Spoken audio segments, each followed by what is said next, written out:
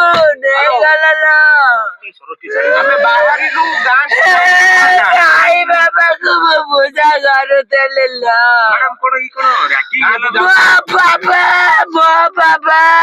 ବାବା लो ମୋ ବାବା ମତେ ଛାଡି କୁଆଡେ ଗଲୁ लो ଥରେ ମତେ ଖବର ଦେଇଥାନ୍ତୁଲ ରାଗିଂ କରୁଥିଲେ ବୋଲି କେବେ ଜଣେଇଥିଲେ କି ଏ ସମ୍ପର୍କରେ ମୋ ପୁଅ କିଛି କହେନି ଘରେ ଜଣାଇଥିଲା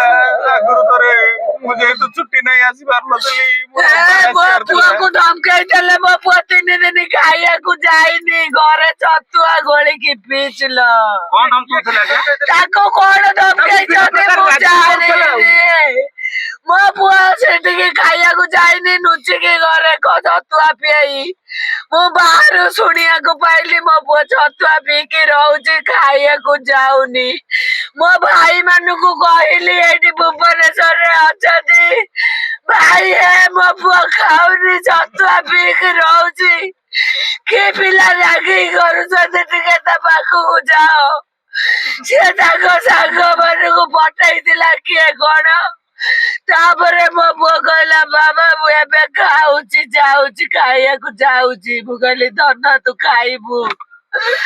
ଏବେ ସେ ଟୋଟାଲି ହଷ୍ଟେଲରେ ଖାଉନି ବାହାରୁ ମଗେଇକି ଖାଉଥିଲା ପଇସା ସାରି ଦଉଛି ମୁଁ କହିଲି ବାବା କ୍ୟାଣ୍ଟିନରେ କାହିଁକି ଖାଉନୁ ବାବା ଲୋ ମୁଁ କ୍ୟାଣ୍ଟିନ ଖାଇବା ଭଲ ଲାଗୁନି ତ ସେଇଥିପାଇଁ ମୁଁ ଖାଉଛି କିଣିକି ଖାଇ ଦଉଛି ମୁଁ କହିଲି ତତେ ବ୍ଲାକମେଲ କରିକି କିଏ ପଇସା ନେଇ ଯାଉନି ତ ବାବା ମତେ ସତର୍କ ଯିବାକୁ ବି ଧମକଉଥିଲେ ମାନସିକ ନିର୍ଯାତନା ସହିପାରିଲା ମୋ ଭାଇ କାର ରେପ ତ ସହିବନି ଲୋ ସିନିୟର ମାନେ ଆମେ ତ ଜାଣିନୁ ମୋ ଭାଇ ପଦେ ରେପ ତ ସହିବନି ଲୋ କଲେଜ ପିଲାମାନେ ବି କହୁଛନ୍ତି କଲେଜ ପିଲାମାନେ କୋଉ ପିଲା କହୁଛନ୍ତି ମତେ ଟିକେ ତାଙ୍କ ପାଖକୁ ଡରିକିରି କ୍ଲାସ କରିବାକୁ ବି ଯାଉନଥିଲା ସିନିୟର ମାନଙ୍କୁ ଥାର୍ଡ ଇୟର ପିଲା ଫୋର୍ଥ ଇୟର ପିଲା ଆଜ୍ଞା ନିର୍ଦ୍ଦିଷ୍ଟ କମ୍ପ୍ଲେନ କାହା ନାଁରେ ଦେଲେ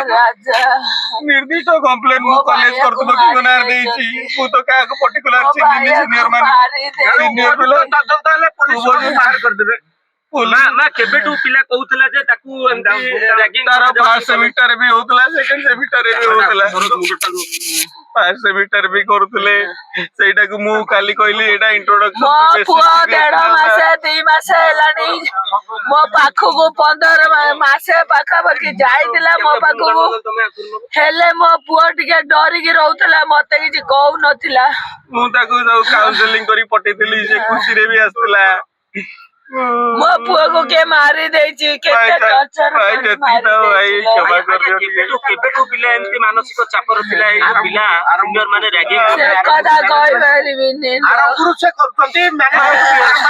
ଫାର୍ଷ୍ଟ ଇୟର ବେଳେ ବି ସେଇଆ କରୁଥିଲା ସେ ଖାଇବାକୁ ଯାଉନଥିଲା ସେଇଟା ଆସିକି କହିଥିଲି ତାପରେ ଯେବେ ଆଡମିସନ ହେଲା କର୍ତ୍ତୃପକ୍ଷ ଟିକେ ନେଗ୍ଲିଜେନ୍ସି ହେଲା କି ଯାହା ଫଳରେ ଯଦି ଜଣେ ମାନସିକ ଚାପ ରହିଛି କଣ କଲେଜ କାଉନସେଲିଂ କରିବା କଲେଜର ଦାୟିତ୍ୱ ନୁହଁ କୌଣସି ପିଲାଙ୍କୁ ମାନସିକ ଚାପରେ କିଏ ରହିଲା କିଏ କୋଉ କଣ୍ଡିସନରେ ରହିଲା ବାପା ମା ମାନେ ପିଲାଙ୍କୁ ଛାଡୁଛନ୍ତି ତା କାହା ଦାୟିତ୍ୱରେ ଛାଡୁଛନ୍ତି ଏଠି ମୋ ଲୋକାଲ ଗାର୍ଡିଆନ ଉପରେ ମୁଁ ରାଗିକି କଲେଜ କର୍ତ୍ତୃପକ୍ଷକୁ ଏପର୍ଯ୍ୟନ୍ତ ଦେଖା ବି କଲେନି ମତେ ବହୁତ ଦୁଃଖ ଲାଗିଲା ପଇସା ମୋ ଠାରୁ ଟାଣି ଖାଇଛି ଟଙ୍କା ନେଇଗଲେ ଟଙ୍କା 4 ଲକ୍ଷ ବର୍ଷ ସବୁବେଳେ ପଇସା ଟାଣି ନେଇ ଯାଉଛନ୍ତି ସବୁ ପଇସା ଟାଣି ନେଉଛନ୍ତି ମୋ ପୁଅକୁ ଶାନ୍ତି ଦେଲେ ମୋ ପୁଅଟା ମରିଗଲା